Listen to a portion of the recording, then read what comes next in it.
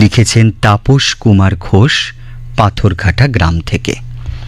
প্রিয় প্রাত্যহিকী, মানুষ জন্মাবধি লড়াইয়ে ব্যস্ত, শিশু শৈশব উত্তীর্ণ হবার লড়াইয়ে ব্যস্ত, কৈশোর অতিক্রমের লড়াইয়ে ব্যস্ত কিশোর, যুবক যৌবনের জটিলতা থেকে উত্তীর্ণ হয়ে প্রতিষ্ঠা প্রাপ্তির লড়াইয়ে ব্যস্ত, দিন যাপন ও প্রাণ ধারণের গ্লানি অতিক্রম করে বার্ধক্যে উপনীত মানুষ বার্ধক্য বন্ধন থেকে মুক্ত হওয়ার লড়াইয়ে ব্যস্ত।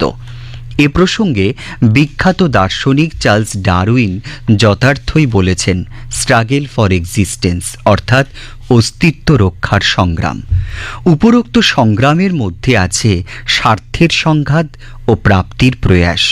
কিন্তু আমাদের সমাজে এমন অনেক মানুষ আছেন যাদের লড়াই স্বার্থশূন্য, পরার্থপরতায় উৎসর্গীকৃত। অনুরূপ অগ্রজ প্রতিম শিক্ষক সুজিতদা শিক্ষার আলোকবর্তিকা হাতে আঁধারের যাত্রীদের আলোর দিশা দেখানোর নিঃস্বার্থ সংগ্রামে রত। আবার তীব্র জঠর জ্বালায় ক্লান্ত, ক্ষুৎপিপাসা কাতর, তাপিত হৃদয়ের ক্ষুধা হরণের, সুধা ক্ষরণের উদাহরণ হয়ে ওঠার লড়াইয়ে ব্যস্ত তিনি। বাধাবহুল জীবনের কণ্টকাকীর্ণ পথ অতিক্রম করতে গিয়ে যাদের জীবন নিষ্ফলে হতাশের দলে নিমজ্জমান, তাদের আশা দিয়ে, ভাষা দিয়ে, ভালোবাসা দিয়ে ভরিয়ে তোলার ক্ষেত্রে বিনা স্বার্থের লড়াইয়ে ব্যস্ত সুজিতদা।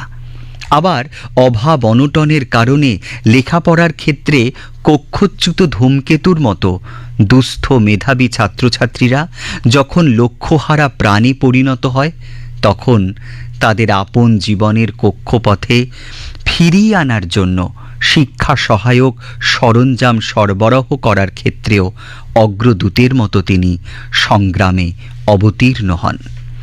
গৃহপ্রবেশ, অন্নপ্রাশন, বিবাহ প্রভৃতি অনুষ্ঠানে উদ্বৃত্ত সাকান্ন সংগ্রহ করে অনাহার ক্লিষ্ট মুখে অন্ন তুলে দেন এই নিঃস্বার্থ সংগ্রামী। বৃদ্ধাশ্রমের বদ্ধ ঘরে আবদ্ধ মানুষগুলির ভ্রমণ সঙ্গী হয়ে, কখনো পুজো পরিক্রমার সাথী হয়ে, এমনকি শীতার্ত মানুষগুলোকে শীত বস্ত্র দান করে উষ্ণ আলিঙ্গনে আবদ্ধ হওয়ার স্বার্থশূন্য সংগ্রামে রত সুজিতদা।